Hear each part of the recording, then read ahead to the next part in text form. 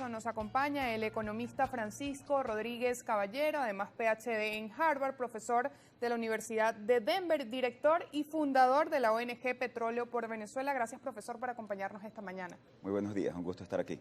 Bueno, por supuesto, iniciar revisando el panorama económico nacional, entendiendo las previsiones que se han hecho desde el Fondo Monetario Internacional, con un crecimiento aproximadamente del 4% para el país. ¿Cómo se evalúa desde el punto de vista económico la situación actual que se ve en las calles de Venezuela? Sí.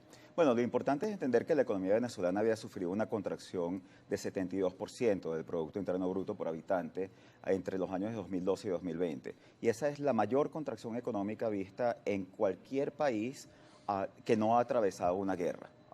Es una contracción económica del tamaño de 3 grandes depresiones estadounidenses. O sea, es un evento sumamente traumático, muchísimo mayor a lo que ha experimentado prácticamente cualquier otra economía en la región. Ahora, eso fue hasta 2020. A partir de 2020 el país ha comenzado a tener una recuperación. Esa recuperación fue muy fuerte en el 2022 y ahora este año se ha desacelerado, pero sigue estando en terreno 2022 positivo. Llegó hasta el 15%. Llegó a estar en el 15%, correcto. Y todo esto refleja una dinámica, tanto la caída como la recuperación reflejan una dinámica de la fuerte dependencia de Venezuela de sus ingresos petroleros.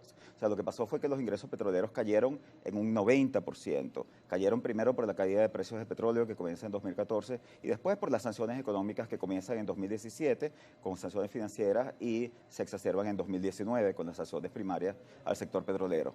Después de eso, cuando comienza a recuperarse los precios del petróleo, por ejemplo, con la invasión de Rusia y Ucrania, y cuando comienza a haber incluso antes de la flexibilización de sanciones, una adaptación de la industria petrolera venezolana a vivir en un entorno de sanciones, comienza a recuperarse la producción de sus niveles de 2020, sube un poco, después suben los precios, y este año también, primero con la licencia de Chevron y ahora con la flexibilización anunciada por Estados Unidos en la licencia general 44, vamos a ver y prevemos ver un aumento en los ingresos petroleros y por lo tanto una continuación de la recuperación económica.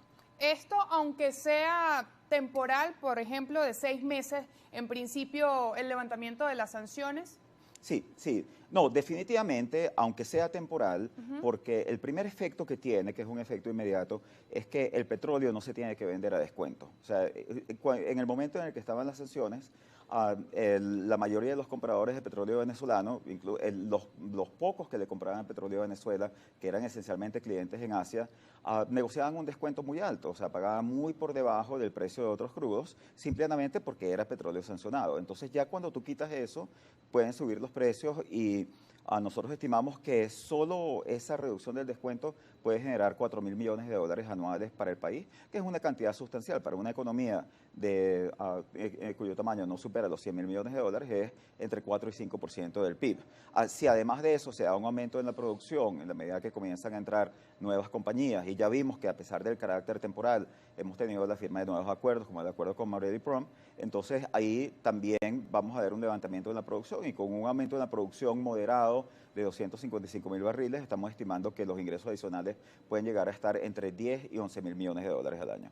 Esas previsiones del Fondo Monetario Internacional previas al levantamiento de las sanciones, ¿podrían cambiar? Ese escenario de 4% podría ser un poco más quizás por el rango de las acciones o de las consecuencias positivas en la economía del levantamiento temporal de las sanciones. Sí, probablemente los números de 2023 no cambien mucho, los que van a cambiar son los de 2024.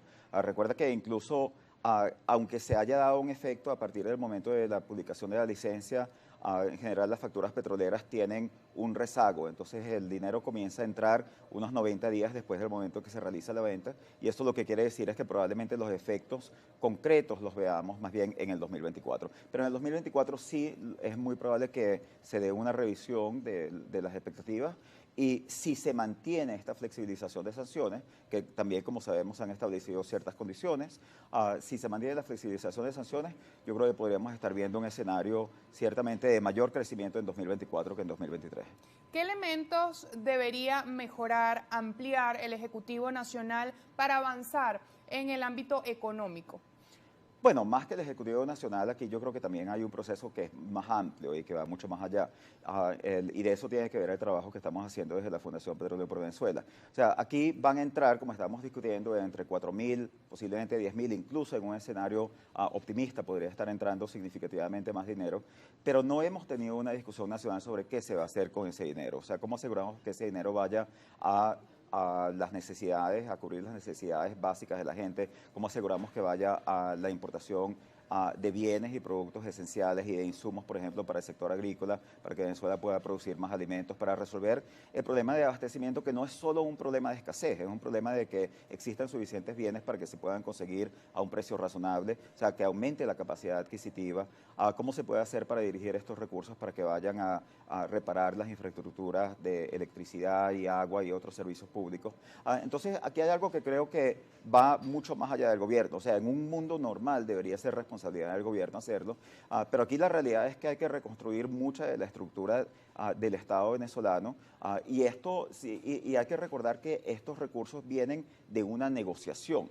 O sea, hay una negociación entre Estados Unidos y el gobierno de Venezuela y también una negociación entre el gobierno y la oposición en Barbados. Entonces, en la medida en que no se articule en torno a esa negociación, a una serie de instrumentos de supervisión de uso de los recursos, de mecanismos de transparencia, de rendición de cuentas, entonces no está asegurado que los recursos van a ir de verdad a satisfacer las necesidades urgentes de la gente. Entonces eso es lo que precisamente se debería revisar.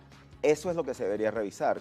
Nosotros tenemos que tener un sistema, o sea, hasta ahora el gobierno ha practicado esencialmente el oscurantismo con muchos de estos temas. O sea, no hay la más mínima transparencia con respecto a la asignación de los recursos, no se sabe qué se hace, no se conoce el presupuesto, no hay estadísticas, nosotros no tenemos estadísticas de Producto Interno Bruto, por ejemplo, desde estadísticas, una serie completa de estadísticas desde el 2019, no tenemos estadísticas de cuentas externas. Entonces, hay muy poca información sobre lo que se está haciendo con el dinero. Lo primero que tiene que haber es esa información y después de eso tiene que haber una discusión pública, una discusión que debería integrar a otros actores, que no sea una discusión que solo se dé en el seno del gobierno. Nos corresponde hacer la pausa de la hora. Al regreso seguimos analizando el panorama económico nacional y también vamos a hablar de ampliar las estructuras de negociaciones para la coexistencia y priorización del área